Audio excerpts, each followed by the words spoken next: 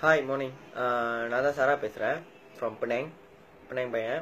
So இப்போ நான் இங்கே என்ன ஷேர் பண்ண வந்திருக்கேன்னா நவீனை பற்றி. நவீன் எனக்கு தெரியாது யாருன்னு.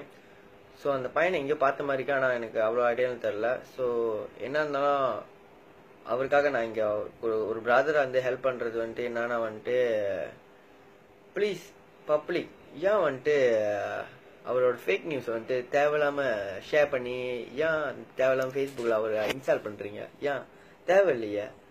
அவங்க அவங்க ஃபேமிலிக்கு எப்படி இருக்கும் நீங்கள் எல்லாமே யோசிச்சு பாருங்கள். அவங்க ஃபேமிலிக்கு எப்படி இருக்கும் நீங்கள் உங்கள் சைட்லேருந்து அவங்க சைட்லேருந்து யோசிச்சு பாருங்கள். Think before you guys do please.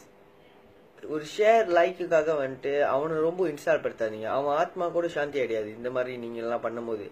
நீங்கள்லாம் சொல்கிறீங்க நவீனுக்காக ஃபைட் பண்ணோம், fight for Naveen we fight.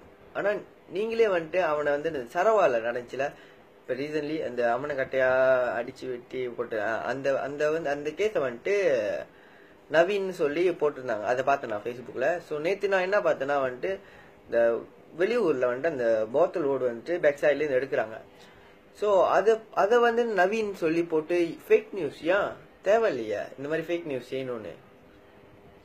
So இதை நம்ம பார்க்கறதுக்கு நம்ம கூட அவ்வளோ இது பார்க்கும் போதே நம்மளுக்கு நம்ம சொந்தம் இல்லை தான். ஆனால் நம்மளுக்கே சக்கேட்டா இருக்கு, கிறிஸ்டியானா இருக்கு, உண்மையா இல்லையா? ஸோ ஏன் இந்த மாதிரி ஃபேக் நியூஸ் ஷேர் பண்றீங்கன்னு அவங்க அம்மா இல்லை அவங்க சொந்தக்காரவங்க யாராவது ரிலேட்டிவ் ஃப்ரெண்ட்ஸ் யாராவது பார்த்தாங்கன்னா எவ்வளோ சக்கேட்டா இருக்கும். என்ன நவீன் எவ்வளோ இன்ஸ்டால் பண்றாங்க, ஏன் அப்படி ஃபேஸ்புக்கில் போறாங்க? நீங்களாம் சொல்றீங்க fight for these first. Fake நியூஸை ஷேர் பண்றது முதல்ல நிப்பாட்டுங்க ப்ளீஸ். நான் நீங்க ரூட்டா பேசல, எதுவுமே பேசல. நான் ஒரு ஷேரிங் நவீன் என் தம்பி மாதிரி எடுத்துக்கிட்டு நான் சொல்றேன். That's all. நான் ஏன்னா நான் இப்போ பிள்ளைங்கள இல்லை. ஸோ நான் நவீன் ஃபினரலுக்கும் வர முடியல. ஸோ அதனால என்னால் முடிஞ்ச உதவி நவீனுக்காக please stop fake news please.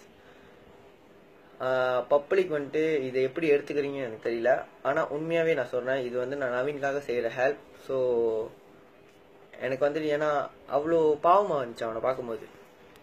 Christiana இந்த ஆம்பளை பையன் இப்படி ஆயிட்டான், இப்படி இந்த மாதிரி கேஸ் ஆச்சு.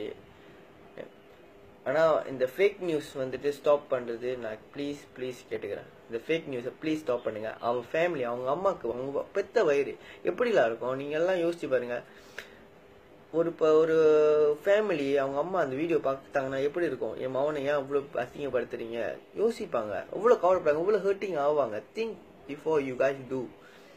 ஸோ மறுபடியும் என்னால் அதான் சொல்ல முடியும். ப்ளீஸ் ஸ்டாப் பண்ணுங்க இந்த ஷேரிங் ஃபேக் நியூஸ், இந்த லைக்கு, இந்த ஷேருக்காக ப்ளீஸ்.